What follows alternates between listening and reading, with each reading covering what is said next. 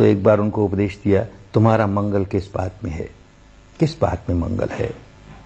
गृहस्थ को अपनी जिम्मेदारियों को निभाते हुए कैसे धर्म का जीवन जिए। या तो गृहस्थ की जिम्मेदारी से मुक्त होकर के सन्यासी बन जाए, भिक्षु बन जाए, भिक्षुणी बन जाए और सारा समय अपना इसी में लगा दे। अन्यथा गृहस्थ भी है और गृहस्थ की जिम्मेदारी को भी नहीं निभाता और काम भी कुछ नहीं करता तो निठल्ला व्यक्ति हानि करने लगा। गृहस्थ की जिम्मेदारी निभा रहा है फिर भी धर्म का पालन कैसे करता है, तो 38 मंगल धर्म सिखाए। गृहस्थ का ये काम उसके लिए बड़ा मंगलकारी, ये धर्म बड़ा मंगलकारी। यूं सिखाते सिखाते सिखाते जब अंत में आए तो कहते हैं, फुट्टस्सलोक धम्मे चेतंयसन कंपति, चेतंयसन कंपति अशोकं बिरजं खेमं एतं मंगलमुत्तमं। ये उत्तम मंगल है, बड़ा उत्तम मंगल है। क्या उत्तम मंगल है। फुट्टस्सलोक धम्मे ही, ये 8 तरह की बातें हमारे जीवन में हमारा स्पर्श करती रहती हैं। उन दिनों की भाषा में उसे लोक धर्म कहा। संसार का स्वभाव है, ऐसा होता है, इसलिए लोक धर्म कहा। क्या 8 तरह की बातें।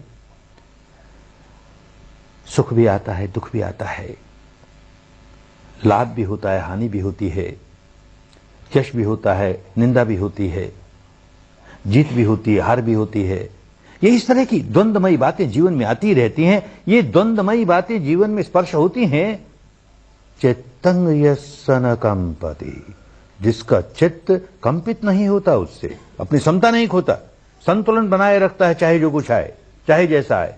ऐसा समता में रहने वाला व्यक्ति अशोकं, रोता पीटता नहीं, अब उसको शोक नहीं होगा। विरजंग, नया मैल नहीं चढ़ाएगा, बिल्कुल नहीं चढ़ाएगा। अशोकं विरजंग खेमं, योग क्षेम से परिपूर्ण हो गया। धर्म का आश्रय मिल गया, धर्म की शरण चला गया, अब योगक्षेम ही योगक्षेम।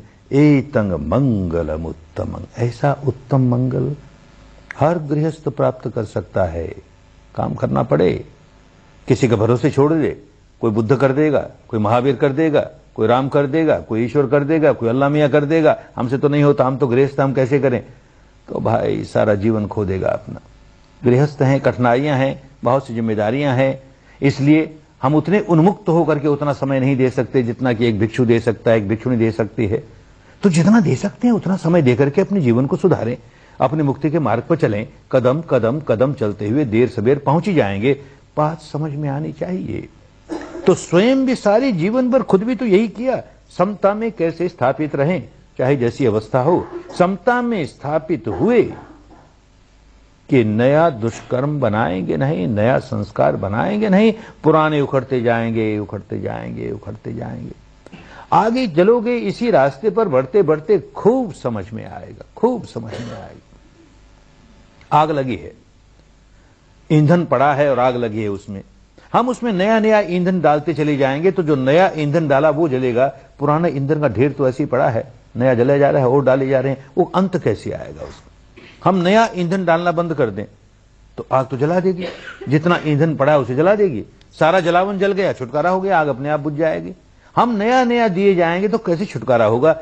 इतनी सरल सी बात है, लेकिन नहीं समझेंगे बुद्धि से, अनुभव से खूब समझ में आने लगेगा, खूब समझ में आने लगा इस रास्ते चलते चलते। जीवन धारा क्या है, शरीर की धारा, ये परमाणुओं की धारा, एक नष्ट होता है दूसरा पैदा होता है, उसकी एक संतति है, एक संतान है, एक धारा है, चले जा रही है।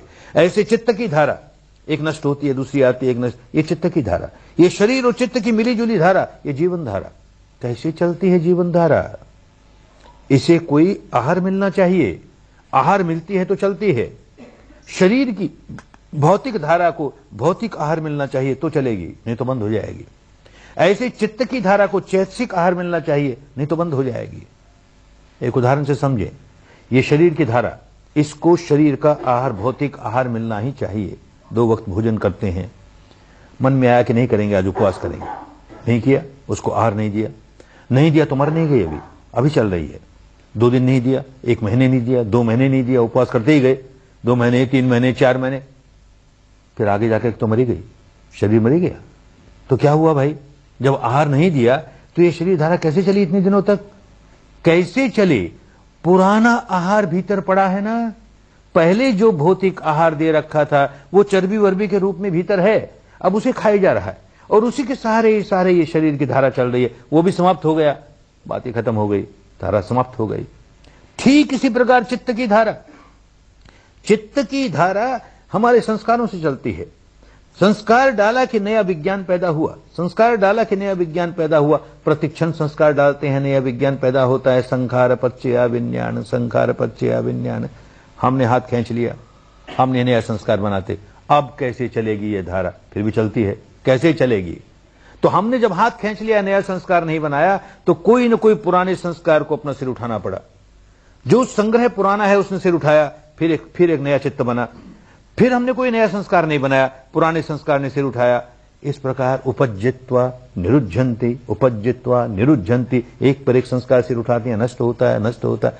अरे ये समता आए ना और इन गहराइयों में आए ना, इसी को सामायिक कहा हमारे यहाँ, भूल भाल गए क्या सामायिक होती है। इसी को कायोत्सर्ग कहा हमारे यहाँ, उत्सर्ग कर दिया काया का। काया के प्रति जरा सा ही मैं मेरे का भाव होगा तो संस्कार बनाएगा ही। तो बुद्धि के स्तर पर हजार समझता रहे, मैं नहीं, मेरा नहीं, वस्तुतः तो मैं मेरा चल रहा है। इसी मारे तो राग जगाता है, द्वेष जगाता है, नहीं क्यों जगाता है। ये सही माने में कायोत्सर्ग हो, विपश्यना यही है और क्या है। करते करते करते उन गहराइयों तक चला जाए, नया जलावन देवे ही नहीं, नया संस्कार बनाए नहीं, पुराने अपने आप निकलते जाएंगे। चित्त समता में रहे, हर अवस्था में, भीतर और बाहर समता में रहे, समता।